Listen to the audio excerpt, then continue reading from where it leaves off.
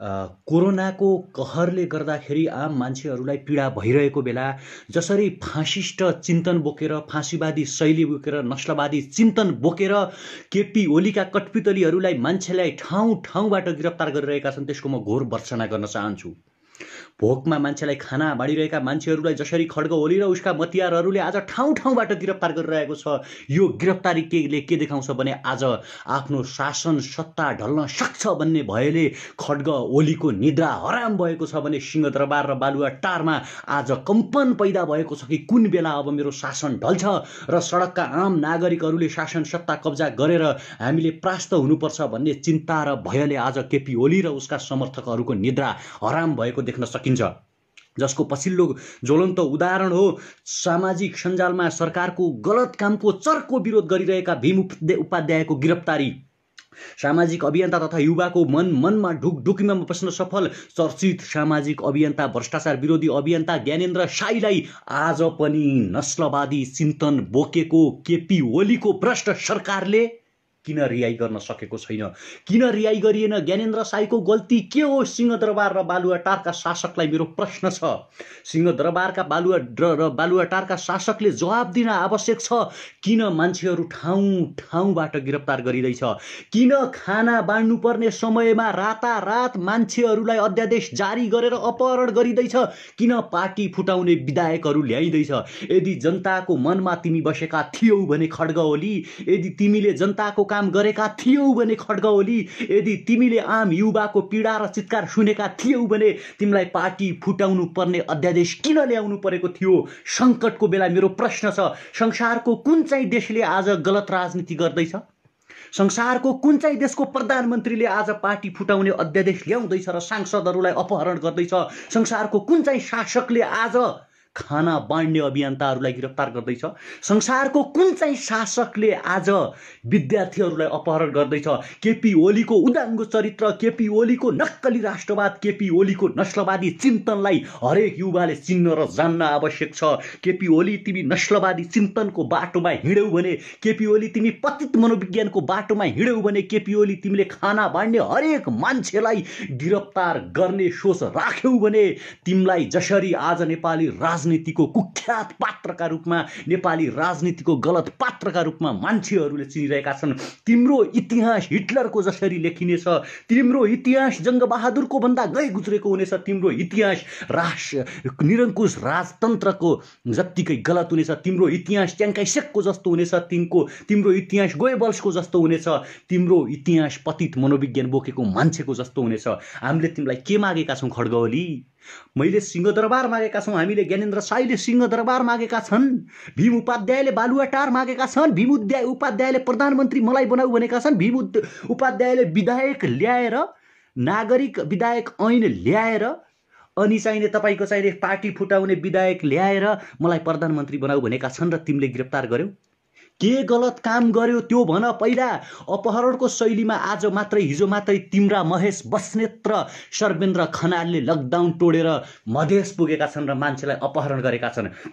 जति बेला हिजो मेरो ठाडो सुनौती त सर्वेन्द्र खनाललाई, जति बेला तिमी प्रहरी प्रमुख थियौ त्यति बेला निर्मला पन्तको बलात्कार र हत्या भएको छ, त्यति बेला तिमी के हेरेर बसेका थियौ? यदि तिमी एउटा काबिल अफिसर हुन्थ्यौ भने, जति बेला निर्मला पन्तको आत्मा चिच्याइरहेको थियो, ठाउँ ठाउँमा मान्छेहरूलाई तिमी गोली हान्ने आदेश दिइरहेका थियौ नि सर्वेन्द्र खनाल, त्यति बेला बलात्कारी तिम्रै आश्रय स्थलमा थियो। बालुवाटारले तिमीलाई भनिरहेको थियो अपहरण, बलात्कार, हत्या, सुन तस्करीका नाइकेहरूलाई प्रोटेक्सन गर। तिमी यदि एक काबिल अफिसर हुन्थ्यौ भने नि तिमी वाइट बडीको अपराधी पत्ता लगाउँथ्यौ, तिमी सुनकाण्डको अपराधी पत्ता लगाउँथ्यौ। अब सर्वेन्द्र खनालमाथि छानबिन हुन आवश्यक छ।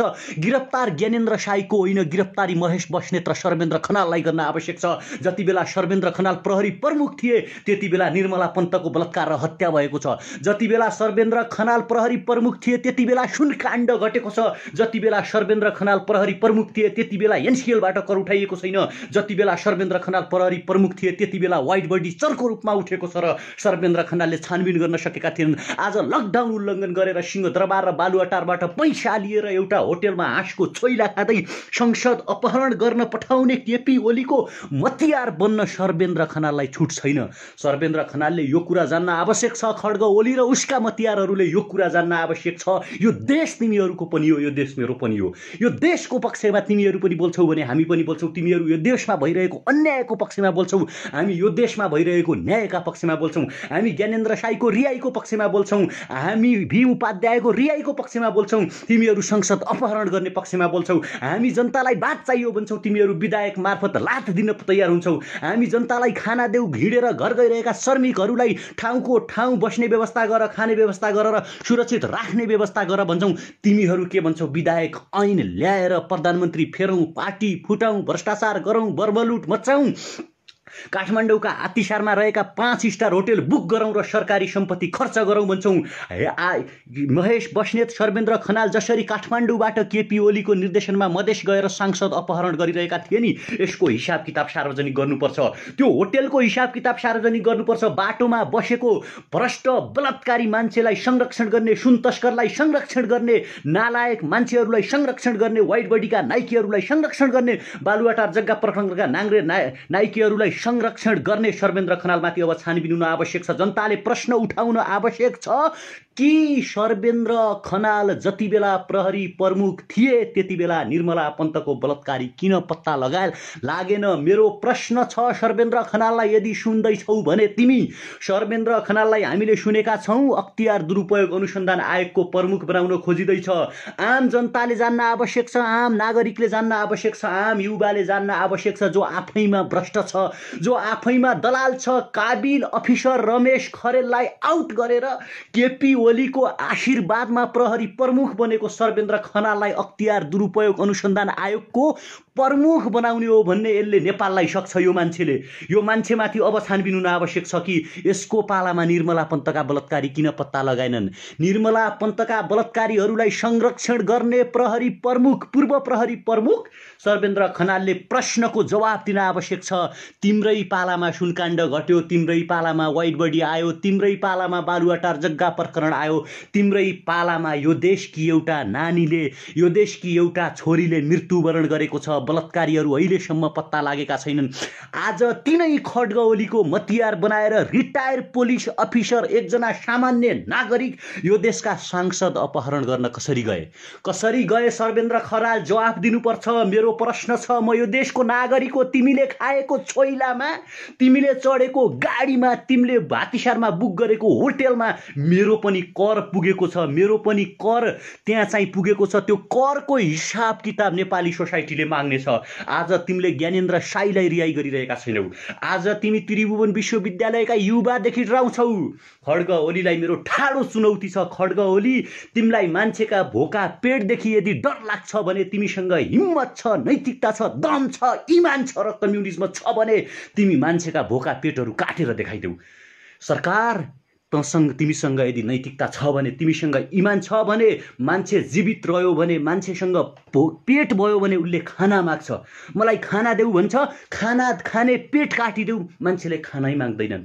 खाना बाँड्ने मान्छेलाई गिरफ्तार गर्ने, खाना बाँड्ने मान्छेलाई गलत चिन्तन बोकाउने, भ्रष्टाचारीहरू तिमीहरू हौ। तिमीहरूले भ्रष्टाचार गरेका छौ। कसरी सांसदहरूलाई अपहरण गरेर हातिसारको होटेलमा राख्यौ? तिमीहरूले कसरी राख्न सकेका छौ? मेरो प्रश्न छ सर्वेन्द्र खनाललाई। सर्वेन्द्र खनाल, तिमी जवाब देऊ।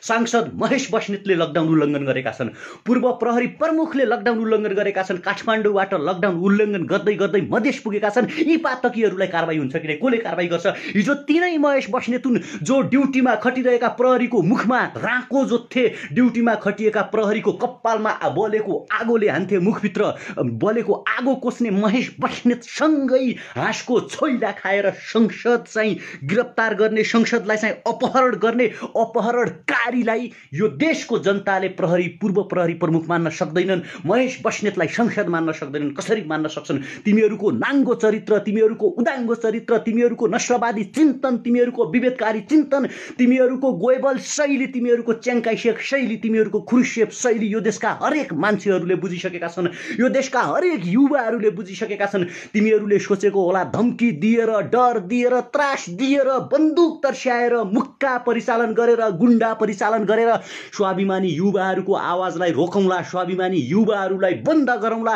किमार्थ नसोच्नु, मैले हरचोटि भनेको छु, हामी सरकारलाई सहयोग गर्न तयार छौँ, सरकारका सही कामलाई सहयोग गर्न तयार छौँ, तर भ्रष्ट शैलीलाई, भ्रष्टपनालाई हामी कहिल्यै पनि सहयोग गर्न छैनौँ। संसारको इतिहास हेर्नु, केपी ओलीले आफैलाई हेर्नु, झापा विद्रोहमा केपी ओलीले मान्छेका टाउका कसरी काटेका थिए, त्यति बेलाका भ्रष्ट शासकहरूका टाउका काटेर उदाएका केपी ओलीलाई हामीमाथि दमन गर्यो भने के हुन्छ भन्ने कुराको उदाहरण दिन नपरोस्, उदाहरण दिन नपरोस् सर्वेन्द्र खनाललाई, उदाहरण दिन नपरोस् महेश बस्नेतलाई। मेरो हर घडी आग्रह छ स्वाभिमानी कम्युनिस्ट कार्यकर्ताहरूलाई, जसले मार्क्सवाद मान्छन्, जसले माओवाद मान्छन्, जसले लेनिनवाद मान्छन्, जसले डायलेक्टिक मेटेरियलिज्म, जसले चाहिँ सरप्लस भ्यालुको सिद्धान्त पढ्छ, जसले पुँजी पढ्छ, जसले वर्गको विरोध गर्छ, जो चाहिँ समाजवाद हुँदै साम्यवादमा पुग्ने परिकल्पना राख्छ, ती कम्युनिस्ट हरेक कार्यकर्ताहरूले खड्ग ओलीलाई प्रश्न सोध्न आवश्यक छ।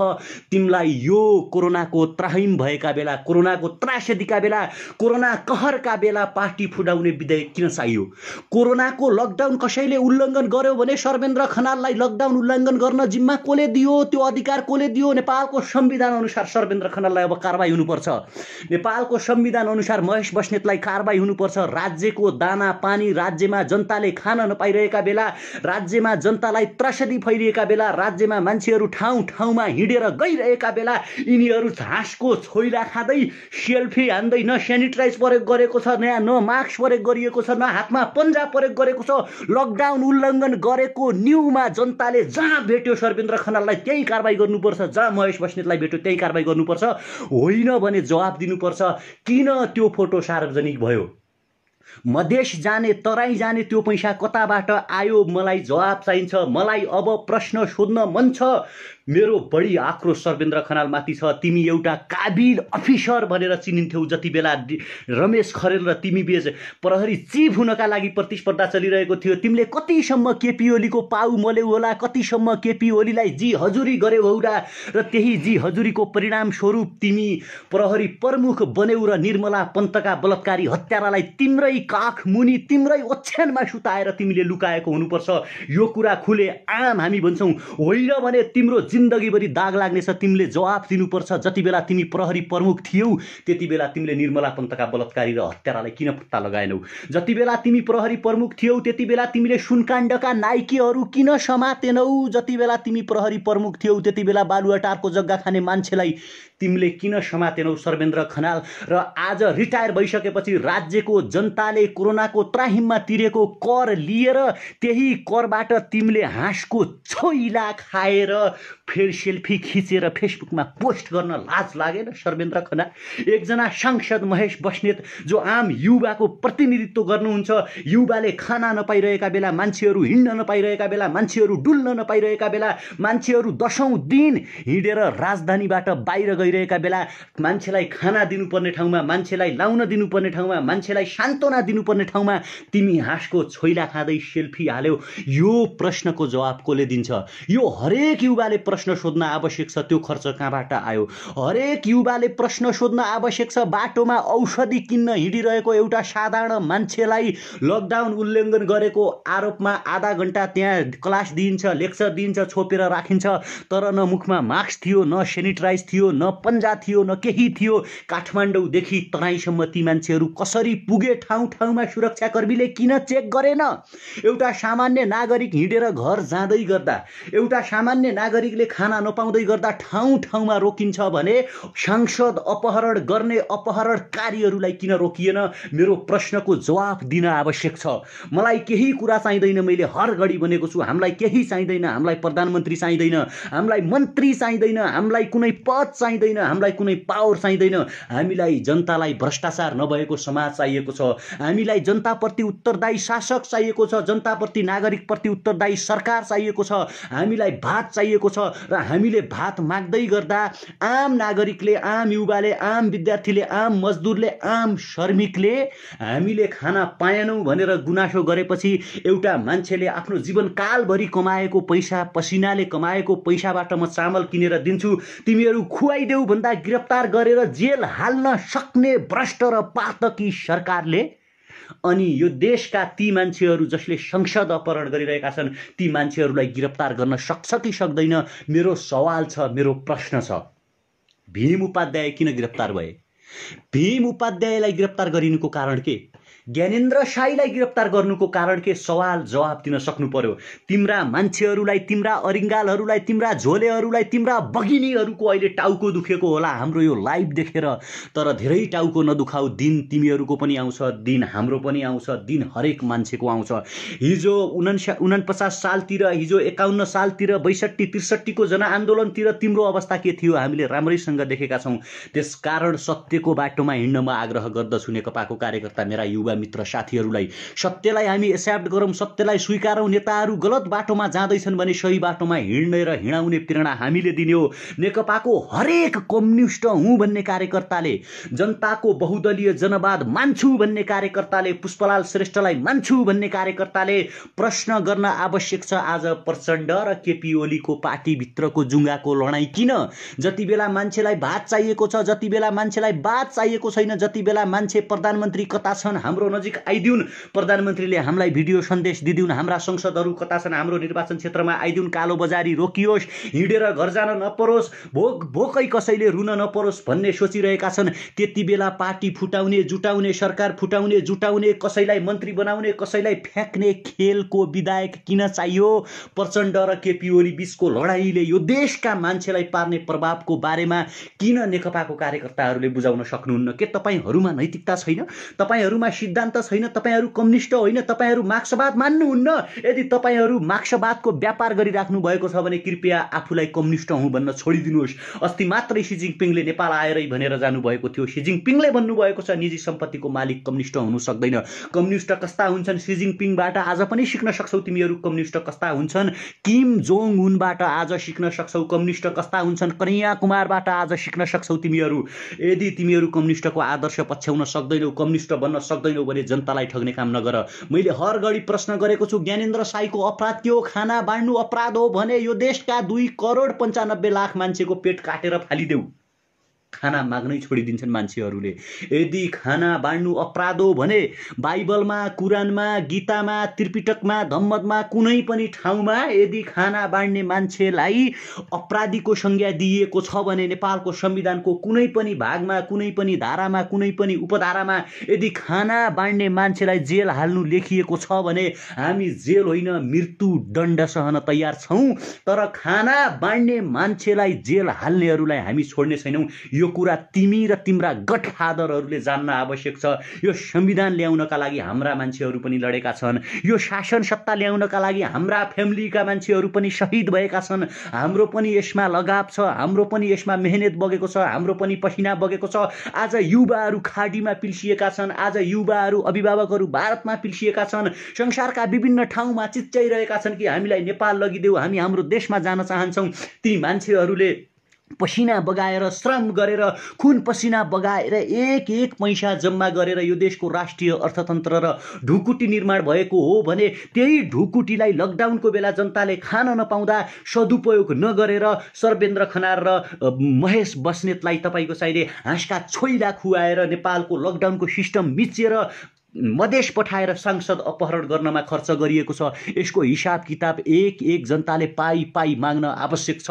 त्यसकारण गिरफ्तार गरिएका भीम उपाध्याय र ज्ञानेन्द्र शाहीलाई रिहाई गर, सर्वेन्द्र खनालमाथि छानबिन गर। किन उसले निर्मला पन्तका बलात्कारी र हत्याराहरूलाई लुकाएको छ? सुनकाण्डका नाइकेहरूलाई किन पक्रिन सकेन? बालुवाटार जग्गा प्रकरणका नाइकेलाई किन पक्रन सकेन? वाइट बडीका नाइकेहरूमाथि अनुसन्धान गर्न सर्वेन्द्र खनालले किन सकेन? र आज एउटा रिटायर सामान्य नागरिकले राष्ट्रिय ढुकुटी खर्च गरेर संसद अपहरण गर्यो। यसको सवाल र जवाफ उठाउन आवश्यक छ। भ्रष्टाचार भएको रकममाथि छानबिन हुन आवश्यक छ र लकडाउनको हामी सबै, तपाईँ हामी सबै पूर्णतया पालना गरौँ लकडाउन मानौँ, कोरोनासँग मिलेर लडौँ, कोरोनामाथि तपाईँ हामीले जित हासिल गर्न आवश्यक छ। मानवता नभुलौँ, प्रेम आज पनि जीवित छ, मानवता आज पनि जीवित छ।